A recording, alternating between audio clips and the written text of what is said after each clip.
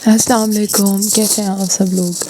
Location change ہو گئی ہے تو اب چلتے ہیں اپنے آج کے سیشن کی طرف۔ کل میں ایکچولی ویڈیو اپلوڈ کرنی تھی تو کر نہیں سکی۔ ویسے مجھے باتیں کرنا اچھا لگتا ہے بٹ آئی ڈونٹ نو، مجھے آڈیو بک زیادہ اچھی لگتی ہے بولنے کے لیے۔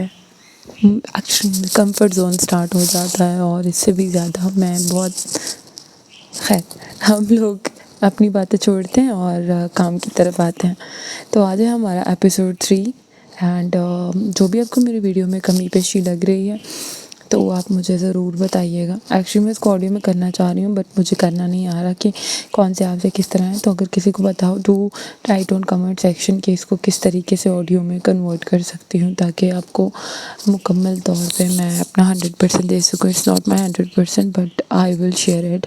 تو please do let me know in comment section کہ آپ کو اس کو کس طریقے سے میں آڈیو میں کنورٹ کر سکتی ہوں کہ جسٹ آڈیو ہی آئے گی تاکہ آپ میری آواز پہ فوکس کر سکیں پوری اتار چڑھاؤ کے ساتھ، آپ کے ساتھ بات چیت ہوگی۔ تو لیٹس اسٹارٹ اٹ۔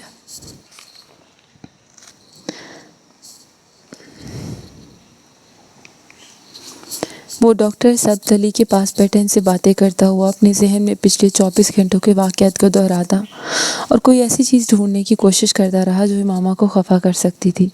ایسی کوئی چیز یاد نہیں آئی۔ ان کے درمیان آخری گفتگو رات کو ہوئی تھی اور وہ اس کے بازوؤں پر سر رکھے سوئی باتیں کرتی رہی تھی۔ خفا ہوتی تو وہ الجھ رہا تھا، کم از کم میں نے ایسا کچھ نہیں کیا جو اسے برا لگے، شاید یہاں کوئی ایسی بات ہوئی ہو۔ صلاح نے خود کو بری ذمہ قرار دیتے ہوئے سوچا، لیکن یہاں کیا بات ہوئی ہوگی؟ شاید میں کچھ ضرورت سے زیادہ ہی حساس ہو کے سوچ رہا ہوں، غلط فہمی بھی ہو سکتی ہے مجھے۔ وہ اب خود کو تسلی دے رہا تھا لیکن اس کی چھٹی حص اسے اب بھی اشارے دے رہی تھی۔ بے شک وہ اس سے 9 سال بعد ملا تھا مگر 9 سال بعد پہلے دیکھے جانے والے اس کا ہر موڈ اس کے ذہن پر رجسٹرڈ تھا اور وہ امامہ کے اس موڈ کو بھی بہت اچھے طریقے سے جانتا تھا۔ ڈنر ٹیبل پر زیادہ تر گفتگو ڈاکٹر سبز علی اور سلال کے درمیان ہی ہوئی۔ وہ آنٹی کے ساتھ وقفے سے سب کو ڈشز سرو کرتی رہی اور خاموشی اب بھی برقرار تھی۔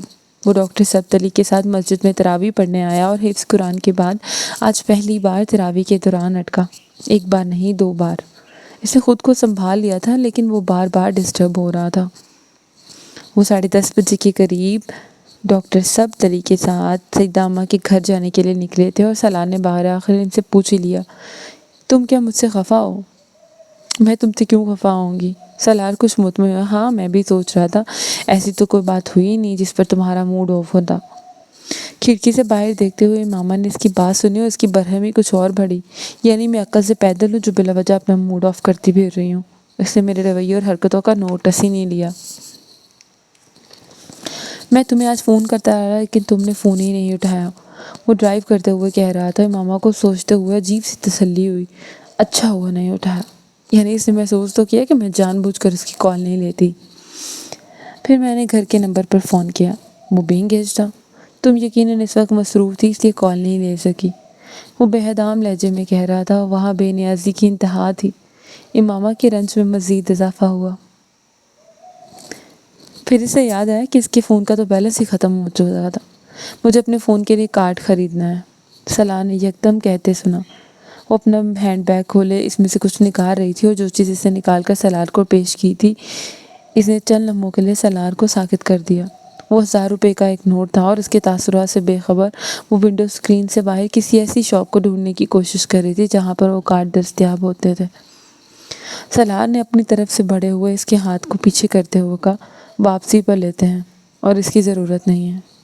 امامہ نے چونک کر اسے دیکھا، تمہیں آنکھیں بند کر کے اپنا سیل فون تھما دیا تھا جب تم میری کچھ نہیں تھی، تو اب کیا پیسے لوں گا تم سے؟ گاڑی میں کچھ عجیب سی خاموشی در آئی تھی۔ دونوں کو یکدم کچھ یاد آیا تھا اور جو یاد آیا تھا اس نے یکدم وقت کو وہیں روک دیا تھا۔ بہت غیر محسوس انداز میں امامہ نے ہاتھ میں پکڑے کاغذ کے اس ٹکڑے کو بہت سی تہوں میں لپیٹنا شروع کر دیا۔ اس نے اس کی ساری رقم لوٹا دی تھی، بلکہ اس سے زیادہ ہی جسے اس نے فون اور فون کے بل اور اس کے لیے خرچ کی ہوگی۔ مگر احسان؟ یقیناً اس کے احسانوں کا وزن بہت زیادہ تھا۔ اس نے کاغذ کی لپٹی تہوں کو دوبارہ بیگ میں ڈال لیا۔ صبح سے اکٹھی کی ہوئی بدگمانیوں کی دھند ایک دم چھٹ گئی۔ یا کچھ دیر کے لیے ماما کو ایسا ہی محسوس ہوا تھا۔ باہر سڑک پر دھند تھی اور بڑی احتیاط سے گاڑی چلا رہا تھا۔ امامہ کا دل چاہا کہ وہ اس سے کچھ بات کرے، لیکن وہ خاموش تھا۔ شاید کچھ سوچ رہا تھا یا پھر لفظ ڈھونڈ رہا تھا۔ آج سارا دن کیا کرتی رہی ہو تم؟ اس نے بالآخر گفتگو کو دوبارہ آغاز کرنے کی کوشش کی تھی۔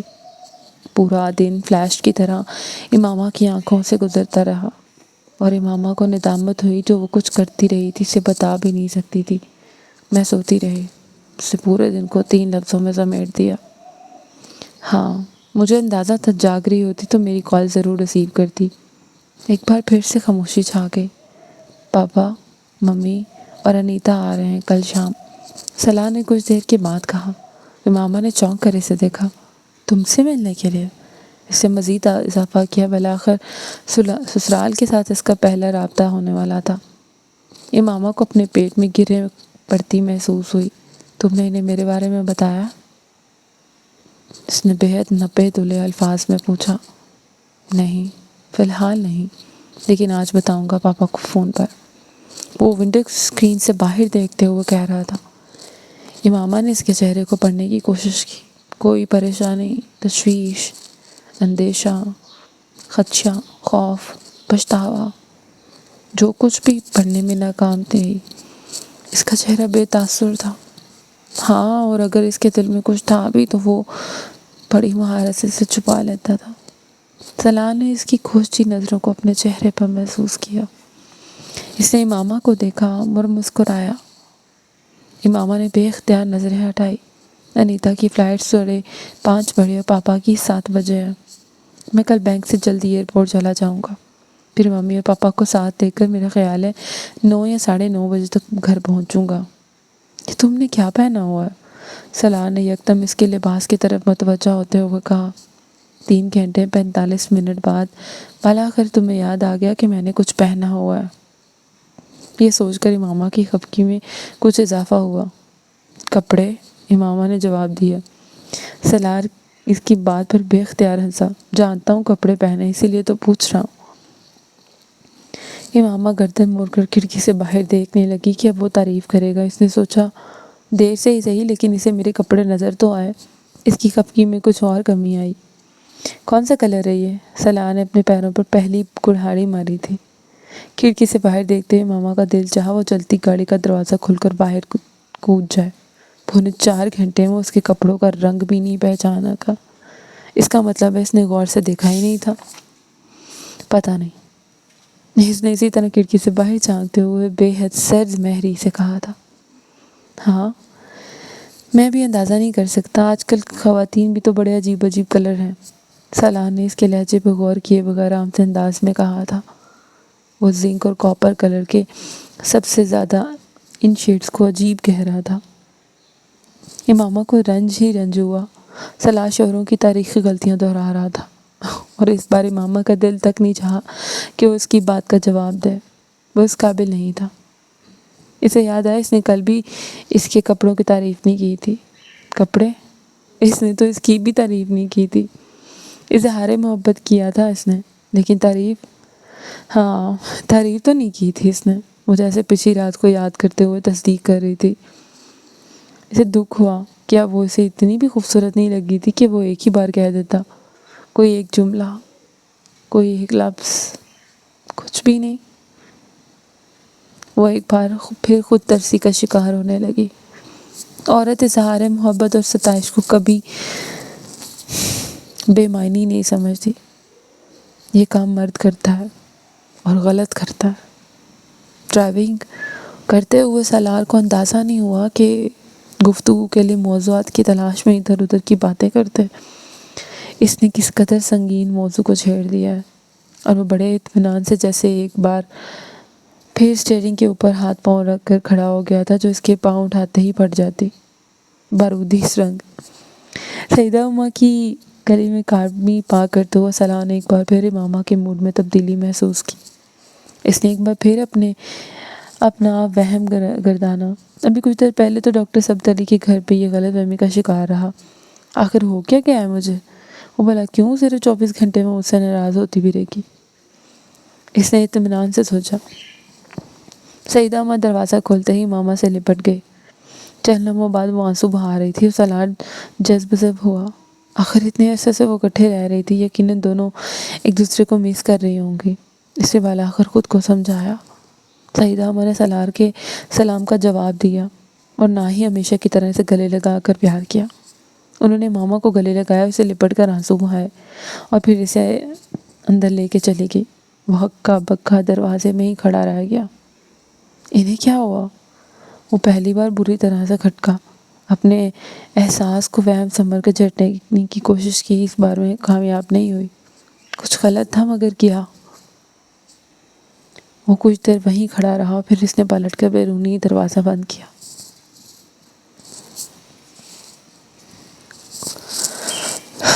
اور اندر چلا گیا۔ وہ دونوں کچھ دیر باتیں کر رہی تھی اور اسے دیکھ کر یکدم چپ ہو گئی۔ سلار نے ماما کو اپنے آنسو پوچھتے دیکھا۔ وہ ایک بار پھر سے ڈسٹرب ہوا۔ وہ چائے لے کر آتی؟ بادام اور گاجر کا حلوہ بنایا ہے آج میں نے، سعیدہ اماں کے یہ کہتے ہوئے کھڑی ہوئی۔ سلار نے بے اختیاری نے ٹوکا۔ سعیدہ اماں، کسی چیز کی ضرورت نہیں ہے، ہم لوگ کھانا کھا کر آئے ہیں اور چائے بھی پی ہے، صرف آپ سے ملنے آئے ہیں۔ کہتے کہتے رک گیا اور اسے احساس ہوا کہ وہ پیشکش سرے سے ہی اس کی ہی نہیں گئی۔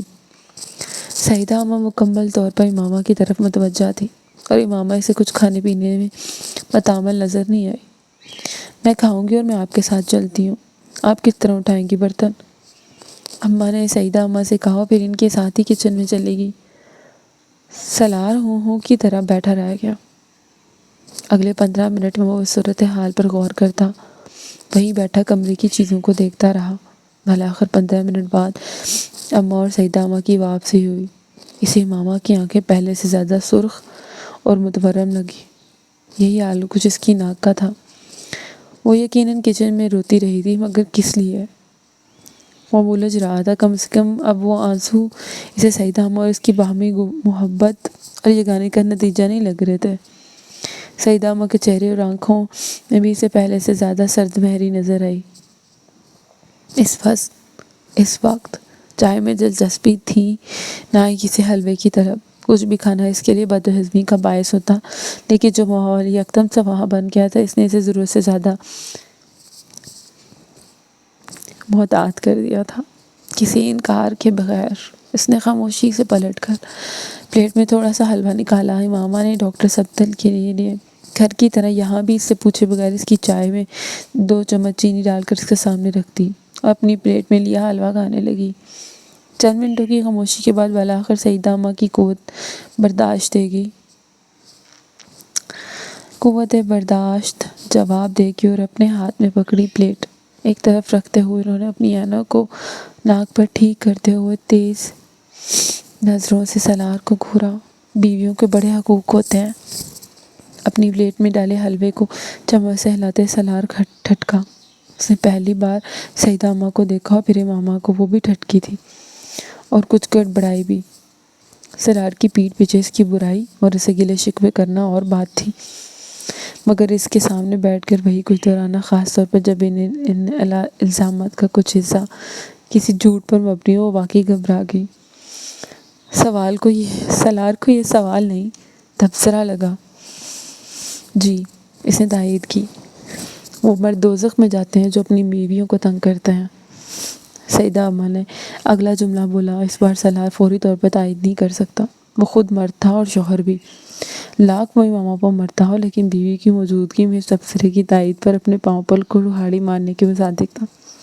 وہ شادی کے دوسرے ہی دن اتنی فرمانبرداری نہیں دکھا سکتا تھا جس پر بعد میں وہ ساری عمر پچھتاتا۔ اس بار کچھ کہنے کے بجائے اس نے چائے کا کپ ہونٹوں سے لگا لیا۔ اس کی خاموشی نے سعیدہ اماں کو کچھ اور تپا دیا۔ دوسروں کے دل کو دکھانے والے اللہ کبھی معاف نہیں کرتا۔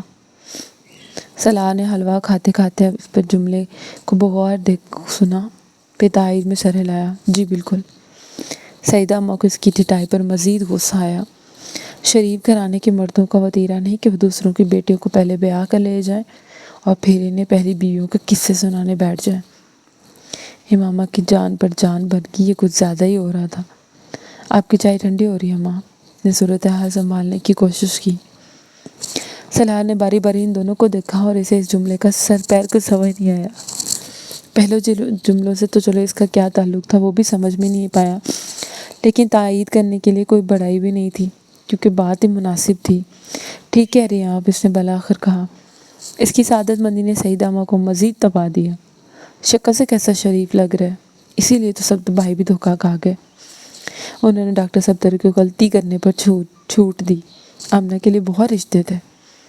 سعیدہ اماں نے سلسلہ کلام جوڑا۔ انہیں اندازہ نہیں تھا کہ وہ ایک غلط آدمی کو ماما کی قدر و قیمت کے بارے میں غلط لیکچر دے رہی ہیں۔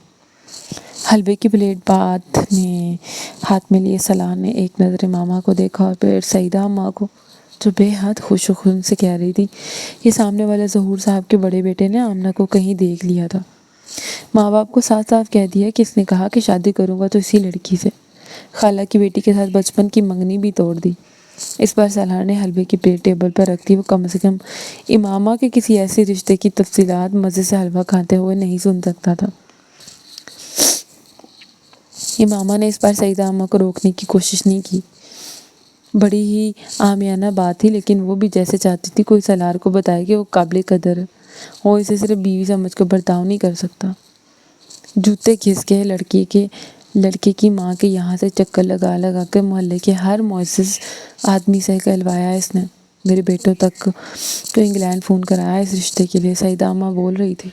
سلار اب بے حد سنجیدہ تھا اور امامہ قدرے لا تعلقی کے انداز سے سر جھکائے حلوے کی پلیٹ میں چمچ ہلا رہی تھی۔ اس کے ماں باپ نے کہا جو چاہے حق محل لکھوا لے، بس اپنی بچی کو ہماری بیٹی بنا دے۔ سلار نے بے حد جتانے والے انداز میں اپنی رسٹ واچ یوں دیکھی جیسے اس سے دیر ہو رہی ہو۔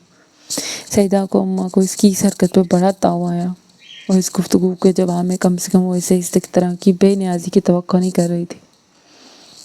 ابھی آج بھی اس کی اماں آئی ہوئی تھی، بہت افسوس سے کہہ رہی تھی کہ بڑی زیادتی کی ہے ان کے بیٹے کے ساتھ میں نے۔ ایک بار نہیں 2 بار کہہ رہی تھی، ہمیں چھوڑ کر کسی ارے غرے کے ساتھ پکڑ کر بیاہ دیا۔ میرا بیٹا کیوں نظر نہیں آیا آپ کو؟ رانیوں کی طرح رکھتا آمنہ کو، دیکھ دیکھ کر جیتا اسے۔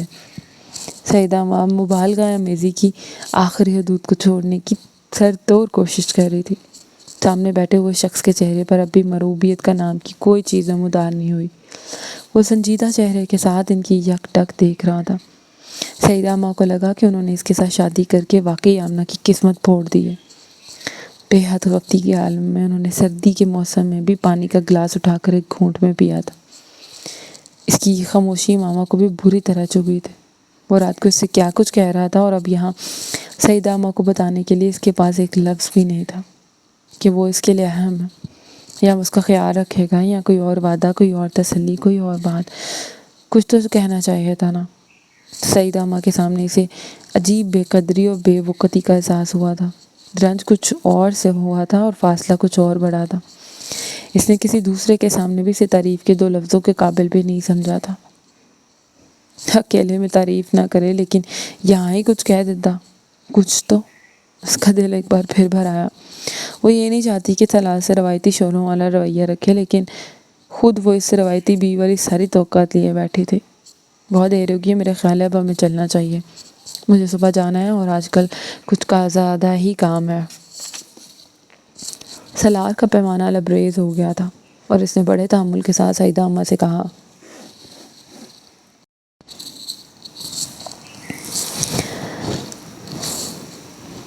اب وہ ماما کے کھڑے ہونے کا انتظار کر رہا تھا، لیکن ماما نے ٹیبل پر رکھے برتن اٹھا کر ٹرے میں رکھتے ہوئے اسے بغیر دیکھے بڑی سرد مہری سے کہا، آج میں یہی رہوں گی۔ ماما نے ان کے انکار کی سعیدہ اماں کے پاس۔ سلار چند لمحوں کے لیے بالکل بھونچا رہ گیا اور اس نے پچھلے کئی گھنٹوں میں ایک بار پھر ایک ایسا ارادہ ظاہر نہیں کیا تھا کہ وہ سعیدہ اماں کے پاس رات گزارنے کا ارادہ رکھتی ہیں، اور اب یکدم بیٹھے بٹھائے یہ فیصلہ، ہاں بالکل یہی چھوڑ جاؤ اسے۔ سعیدہ اماں نے فوری تائید کی اور اماں اس کے انکار کی منتظر تھی۔ ٹھیک ہے، وہ رہنا چاہتی ہے تو مجھے کوئی اعتراض نہیں، سلار نے بڑی سہولت سے کہہ دیا۔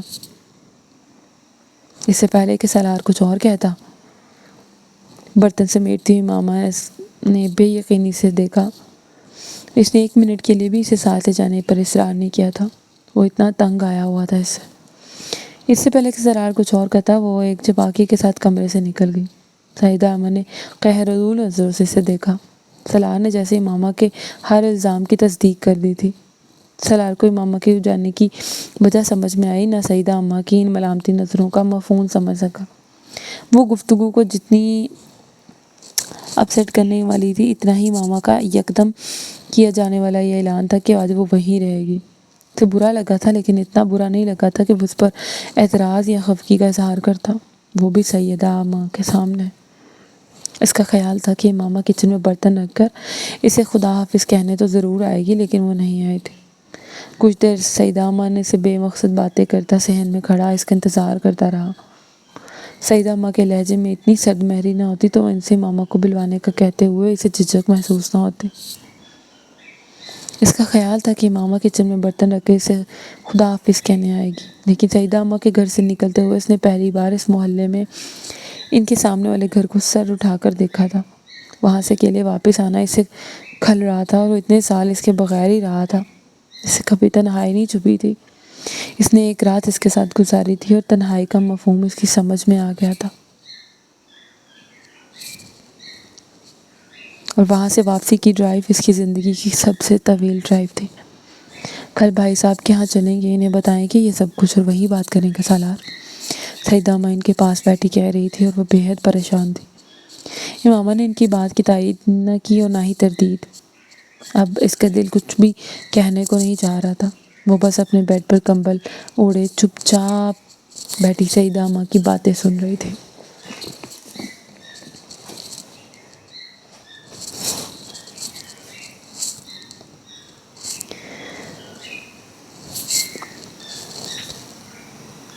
اچھا چلو اب سو جاؤ، صبح سحری کے لیے اٹھنا ہوگا۔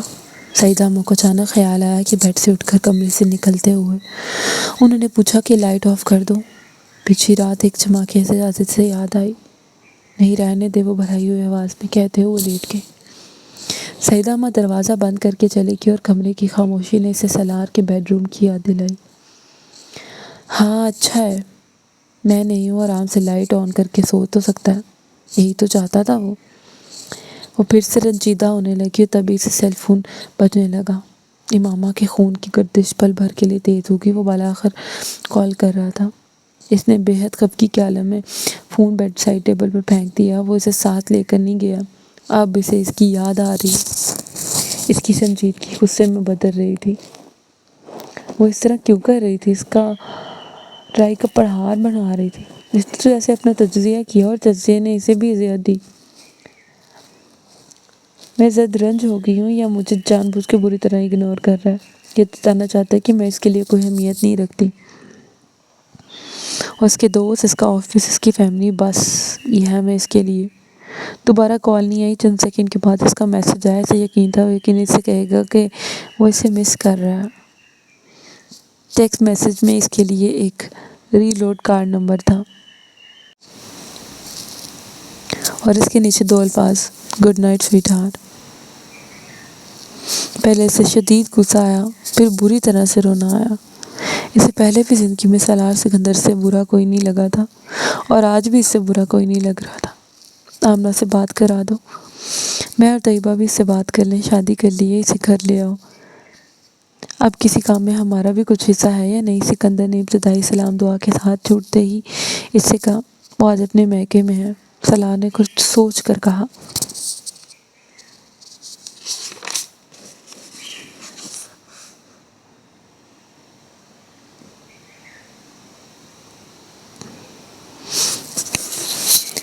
تو برخوردار، تم ابھی بھی اپنے سسرال میں ہی ٹھہرتے، تم منہ اٹھا کر اپنے اپارٹمنٹ میں کیوں آ گئے ہو؟ سکندر نے اسے ڈانٹا اور جواباً ہنسا۔ ممی پاس ہی ہیں، اس نے موضوع بدلا۔ ہاں کیوں، بات کرنی ہے؟ نہیں فی الحال تو آپ ہی سے بات کرنی ہے، بلکہ کچھ زیادہ سیریس بات کرنی ہے۔ سکندر یکدم سیدھے ہو کے بیٹھ گئی۔ یہ سالار سکندر تھا، اگر وہ سیریس کہہ رہا تھا تو بات یقیناً سیریس تھی۔ کیا بات ہے؟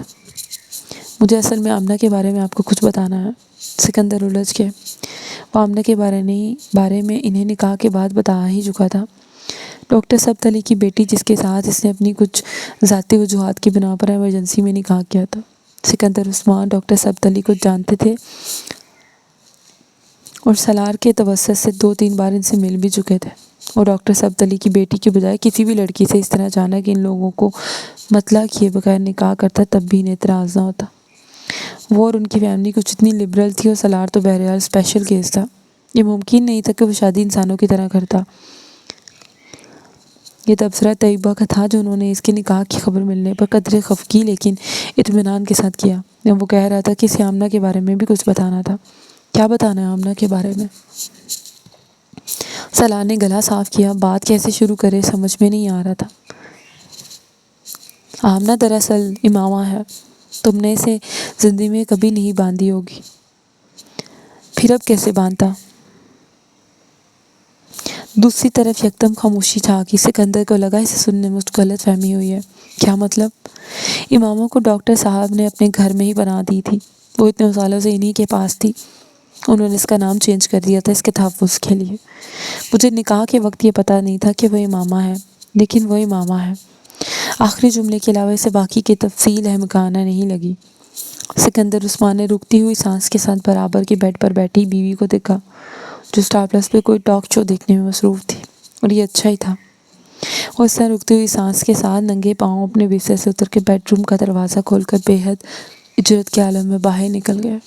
طیبہ نے کچھ حیرت سے انہیں اس طرح اچانک جاتے دیکھا۔